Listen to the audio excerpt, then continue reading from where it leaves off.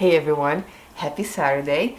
Today I am going to check on my seedlings. I've been checking on them every morning, but today I'm going to check on them together with you guys. So we'll see the progress of the first seeds that I sowed this year. But first, I have to go downstairs and pick them up and bring them up here to this table because I get this weird static noise when I'm filming downstairs and it's just easier to see them up here anyway. So I'm just gonna run downstairs real quick now, pick them up and bring them up here. It is easy to bring them still because I don't have 3 trays. This definitely gets harder when my grow light starts getting a bit fuller, but it's okay. Today we're still going to take advantage of actually seeing them in a good light and in a great spot. So here we are, we have my seedlings on the table, and as you can see I still have a dome on one of them. These here are the Ranunculus and those 2 are the cool season flowers, the first seeds that I planted this year,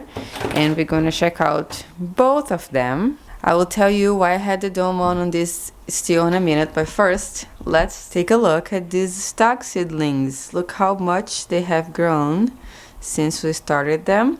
So stock for me has been one of the first ones to sprout 2 years in a row, and the statice this year sprouted first, and these ones are starting to get pretty big already, very nice size seedlings. And as you remember from the video that I started these seeds, I only put 1 seed on each of those trays there because I didn't have a lot, and check this out, almost all of them germinated but 1. So this one here is looking a little, maybe the seed pod got stuck on the leaves in there, the seed coating. So I'll take a look at that in a minute, but everything else is looking great germination. That's very nice. There's also a way that you can tell if it's going to be a double or single flower. To be quite honest with you, I don't really remember right now. Some people like to take out the ones that are going to be single, but I will leave them all here. I want to have them all grow. It's probably a very easy Google search if you want to see the difference between them two, but I think that the nice well formed like this are going to be doubles, and the ones that have a little bit of a joint leaf or something are going to be singles. If I'm wrong about this, I'll put a correction on the screen, but that's what I think. And this last seed pack that I had a bunch, I put more than 1 seed in the seed trays and all of them germinated, which is awesome. I'll probably separate those as well. Now, the reason why I had the domes, because those guys here, they are the snapdragons. I noticed when I looked very closely, those are so small it's going to be hard to see in the camera, that their seeds are getting stuck on the top. So that usually happens when there's a humidity problem, it's too dry and the seed doesn't get wet enough and they just get stuck when they come up. I tried to take some out with my hand, so you can see there's 2 little leaves forming here, or not, it's very hard to see, but I hope you can. And then let me see if I can pick one up to show you. The top here, this thing on the top is the seed case, and this is where the roots were supposed to come out, but once it was coming out of the shell, it couldn't pull it out, so it kind of got stuck in there, and sometimes if you try to take it out you behead them, which is very sad. It happened to me. I did to a couple of them, but I was successful on actually taking some of them very gently. These guys are very tiny, they're very hard to focus, but hopefully you guys get the picture. And because of that, let me put in a regular, not zoomed view. Because of that, I kept the dome on, because if any of the other seeds were going to sprout, I want them to actually have enough moisture in there to be able to push out those seed caps. For the rest of this tray, the poppies, those are the Icelandic poppies. I don't see any germination yet. Maybe very soon. And here are the pansies, these or violas. These ones on this side have germinated. This is the vintage shades variety, germinated before the brush strokes, but I think this here is going to germinate soon also. And on the other tray that we sowed together, there's a lot more germination, but there's also some of them that still need to come up. So the statice was the first one. This was the first to germinate, and I put more than 1 seed in here. You can see I have multiple seedlings. They all germinated and did great. And then I think right after that it was the scabiosa or the pincushion flower. Those over here, they're doing well also. All of the seeds germinated. I have a second one coming up in here. Then I noticed the rudbeckia. This is the Sahara rudbeckia, also very tiny seedlings, very small. And the other rudbeckia, the triloba, I really hope I'm saying that right, hasn't shown any sign of germination yet, but those ones are doing great. And then right next to it, you have the Strawflower, which I have one seedling. And then someone on Instagram pointed out to me that in her seed pack, she said that you're supposed to surface sow Strawflowers. On mine, say to sow a 1/2 inch deep. So this one is from the one that I sowed a 1/2 inch deep. But I don't have any other seedlings in here. What I did to do an experiment, she also said it would be cool to do an experiment. I actually threw some seeds on the surface of the soil, but that's only been 2 days ago. I doubt that they're going to germinate that fast. But I just want to see if that will make a difference or not, or just want to have some success with Strawflower. So if you know about it, please let me know in the comment section down below. I'll be 100% honest with you. I don't remember what I did last year because I sowed so many seeds. So that would be awesome if you can also help us out. But even if I only have one, I'm happy because I have so many other flowers. So those are the progress on those two, which seems little, but it's very exciting because it's cold in my basement. It's very early in the year, but still these guys are showing some progress, which makes me really happy. I love having something like that to look forward to in the winter. And then the last thing, look at that, the Ranunculus that I was super impressed about actually also started sprouting. That was fast.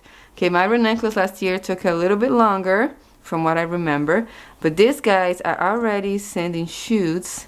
And if I pick them up, hopefully this one have some roots. Yes, they have all those beautiful white roots they're sending. It's a very good sign, especially because I saved my own corn, so I always get a little, worried that I didn't do it right. But this is good, so it means that everything was okay.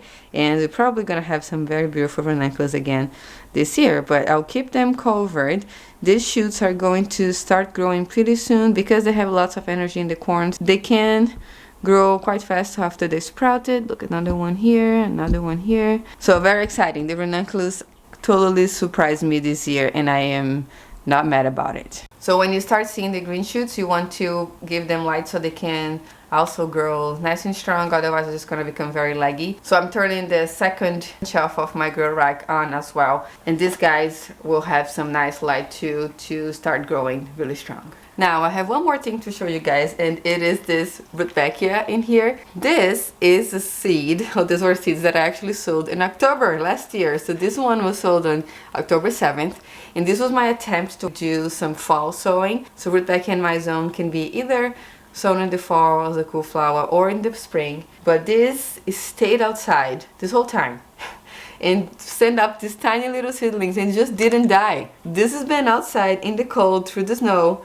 through everything that happened this winter, and it's just shiggling like this. So I'm gonna give it a bit of a better chance to survive. Obviously it's pretty hardy right now, but I don't think there's a lot of nutrients in the soil anymore since it's been there for months. I am going to separate those seedlings and put them in little trays like this with new potting soil that will have more nutrients in there and give them a chance to get ahead inside. So rudbeckia, they will actually not flower earlier for me. From what I remember reading, rudbeckia depends on day length to flower, but they will be just healthier seedlings if they're bigger, more robust, when I put them out, I hope. So I decided that since my grow lights are out, I'm going to care for these guys indoors and see how they would do. So actually let's do that now together so you guys can see what's my process when it's actually time for me to separate them from one container into multiple containers. That's what I'm gonna do with my snapdragons when they come out, but I'll show you guys already. I try to tease the roots and be very gentle to do the least amount of damage as possible. So let's just quickly fill up this container over here. I have my potting soil always handy close to this station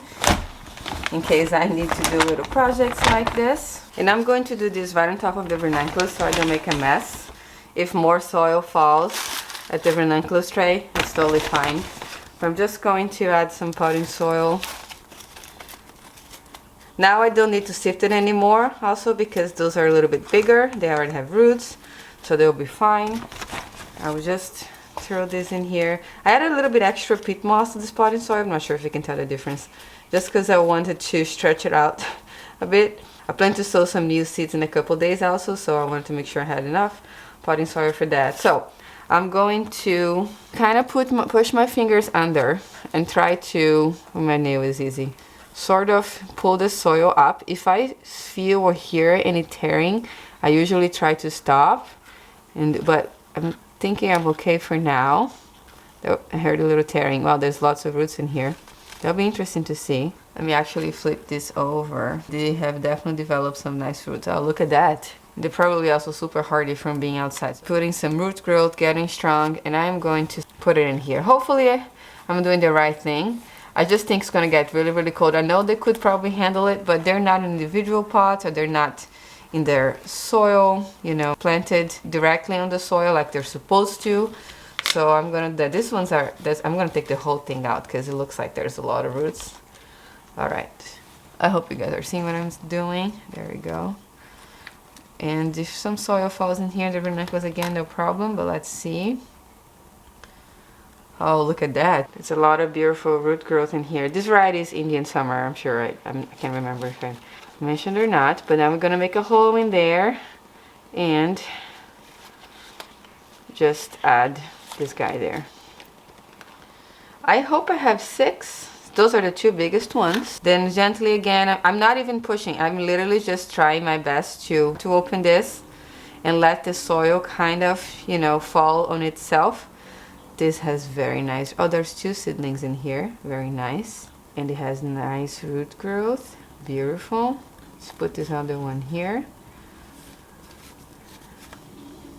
I cannot believe these are just growing outside. I see most of the things that I sowed in the fall have a little bit more foliage, like I showed you guys when I sowed these seeds. But these ones are very small, and it's impressive how hardy they are, right? Oh, it's exactly 6. How's that? Amazing. These 2 seem a bit stuck. So again, very gently, I'm gonna move them very, very gently, not tearing, just letting them naturally fall apart. So now we have this other guy here. Put these roots down. And this tiny one here. Tiny on the top, but it's still very nice root growth for a seedling. That tiny, so here we go. All right, so I will find a tray for this to put them downstairs. I want to make a tag for this because I don't want to forget what kind of rudbeckias they are. I always think I'm gonna remember, but I always ended up forgetting once I started having a million seedlings around. So this one is going to be in the summer rudbeckia, and I'm going to put the original date. I'm not the date that I actually sold in the fall, so we know that this one was from last year's sowing. That was, let me look at the other thing, October 7th, 23. And now I'm just going to place it right here. Okay, so that was fun. I enjoyed actually seeing these roots and how big they were. And I'm very pleased with the development of all of the seedlings. I will make sure to keep you guys updated. And the next things that I'm starting from seed are going to be my cool season vegetables. I'm going to start my lettuce, my spinach, my kale, all that stuff from my green stock. I've been growing cold hardy greens on my green stock for a couple of years now, and I absolutely love it. I love having greens to eat in very early spring, and I'm going to start these seeds soon along with some microgreens. The things that are outside are not really growing very much anymore. You guys saw the last harvest that I did in the snow. I cut them in the bottom. They're not doing anything. It's probably too cold. They're probably just dormant. But I want to eat some homegrown things, and microgreens are something that I love eating in the winter. So we're gonna start some microgreens also, along with my cool season vegetables. Now let's just talk about real quick how I have been caring for the seedlings since I started them. It's very important to keep the soil moist when you're trying to start seedlings indoors. So I keep my spray bottle downstairs with water already, and I mist them and spray them every morning, especially if I take the dome out. The surface of the soil gets dry really fast because of the heater that's on at this time of the year. So it's very important that you keep misting them. And after, when they sprout, and I know they're sending down some roots, like this beautiful stalk over here, that's when I'm going to also start bottom watering them. Maybe like 1/8 of an inch, 1/4 inch in the bottom. So now these roots can also get this water from the bottom and keep growing nicely. It is important not to do that every day. Roots also need oxygen to grow, so you don't want to keep them super wet. So what I like to do, I'll put water in there, let the soil absorb it, and once there's no more water and it's kind of looking dry like this, only then I will go ahead and water again, because It's good to keep the soil dry slightly between waterings, not completely dry. If I touch the soil here, I still feel a little bit of moisture, but I want the bottom to be dry. So that's something important to keep in mind. But it's easy. It's literally fill them up. See, this one is dry too. And then I'll put some water. It's very common, I guess, when you first start doing your own seeds indoors to not know when to water. I myself tended to overwater them when I first started growing my own seeds. I had some fungus gnats issues and some other disease. So I've learned after that it's important to let them dry out a bit. You're not letting them be completely dry. Make sure to use your senses and your instinct to not put your finger in there. Make sure you're touching the soil. You see how it feels. And remember, the roots also need oxygen to grow. And then once you start understanding your own environment, your own home, and how dry it is, how humid it is, you kind of will get a feel for it. It's easier than it sounds, I promise. If you have any questions about anything, please put them in the comment section down below. Also, if you enjoyed this video and you want to keep seeing the progress of the seedlings through the whole gardening season, make sure to press that like button and subscribe so you can see the new updates. Thank you so much for watching today, and I'll see you next time.